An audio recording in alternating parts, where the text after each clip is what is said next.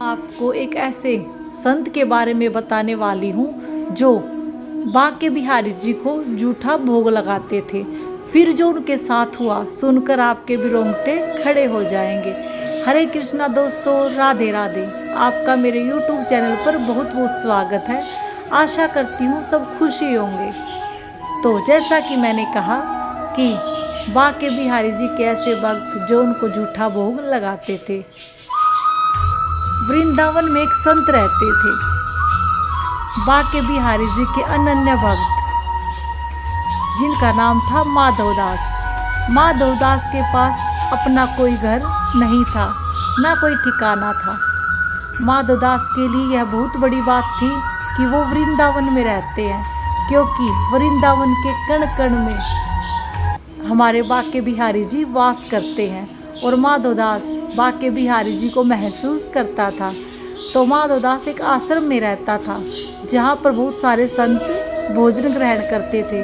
जब सारे संत भोजन ग्रहण कर उठ जाते थे, तो जो भी उनकी थालियों में खाना बचा हुआ होता था, माधवदास सारे खाने को एक थाली में इकट्ठा कर लेते थे और उस खाने को ले जाकर बांके बिहारी जी को भोग लगाते हैं। और उनको भोग लगाने के बाद फिर वो उस खाने को खुद ग्रहण करते हैं। लेकिन एक दिन ऐसा आया जिस दिन माधवदास भगवान श्री कुंज बिहारी बांके बिहारी जी को भोग लगाना भूल जाते हैं और अपने मुंह में एक निवाला डाल लेते हैं। जैसे ही निवाला माधवदास ने मुंह के अंदर डाला तो माधवदास को याद आया कि मैंने भोग अपने बांके बिहारी जी को नहीं लगाया। तो माधवदास उस निवाले को ना तो खा पाता है और ना ही निकाल पाता है, क्योंकि अगर खाने को निकालता है तो उन सभी संतों का अपमान होता है जिनका वो जूठा खाना था। अगर खा लेता है तो उनके बांके बिहारी जी का अपमान होता है, क्योंकि उसने अपने बांके बिहारी जी को भोजन ग्रहण नहीं कराया था, भोग नहीं लगाया था। तो माधवदास फंस जाता है और बहुत परेशान हो जाता है। ऐसे 1 घंटा होता है, 2 घंटे होते हैं, 4 घंटे हो जाते हैं। ऐसे ही माधवदास की पूरी रात गुजर जाती है। माधवदास बहुत परेशान रहता है, क्योंकि माधवदास ने अभी तक वो निवाला ना तो खाया है और ना ही निकाला है। तो ऐसे ही माधवदास की सुबह हो जाती है। माधवदास बहुत परेशान हो जाता है कि मैं करूँ तो क्या करूँ। अपने इष्ट को, अपने भगवान को, अपने बांके बिहारी को खाना खिलाए बिना अगर मैं खा लेता हूँ तो मेरे प्रभु का अपमान होता है। अगर मैं निवाले को निकाल देता हूँ तो उन संतों का अपमान होता है जिनका ये भोजन है।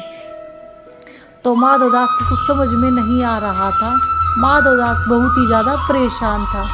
इतने में माधवदास के सामने बांके बिहारी जी प्रकट हो जाते हैं और माधवदास से पूछते हैं, क्यों भाई माधवदास, आज आपने मुझे भोग क्यों नहीं लगाया? मेरे को तो बहुत ज़्यादा भूख लगी हुई है। अब क्योंकि माधवदास के मुख में भोजन था, तो माधवदास कोई भी जवाब नहीं दे पाता और अपने मुख की ओर इशारा करता है कि मेरे मुंह में निवाला है, मैं नहीं बोल सकता। ना आपको खाना खिलाए बिना मैंने अपने मुंह में निवाला डाल लिया, तो ना मैं खा सका हूँ ना मैं निकाल सका हूँ, मैं फंसा हुआ हूँ। तो बांके बिहारी जी कहते हैं, भाई माधवदास, मुझे तो बहुत ज़्यादा भूख लगी है, तो ऐसा कर, जो तेरे मुंह में निवाला है ये मुझे खिला दे। माधवदास हाथ जोड़ता है, पैर पकड़ता है कि नहीं नहीं, मैं ऐसा नहीं कर सकता। तो बांके बिहारी जी कहते हैं, क्यों भाई माधवदास, तू हर रोज़ तो सब संतों का जूठा खाना खिलाता है मुझे, तो मैं तेरा भी जूठा खा लूँगा तो क्या हो जाएगा?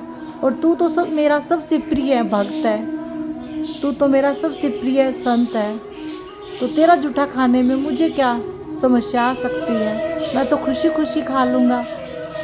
इतना कहकर माधवदास रोने लग जाता है और भगवान श्री बांके बिहारी जी के चरणों में गिर जाता है। जैसे ही माधवदास भगवान श्री बांके बिहारी जी के चरणों में गिरते हैं, उनके मुंह से चावल का एक दाना निकलकर नीचे गिर जाता है।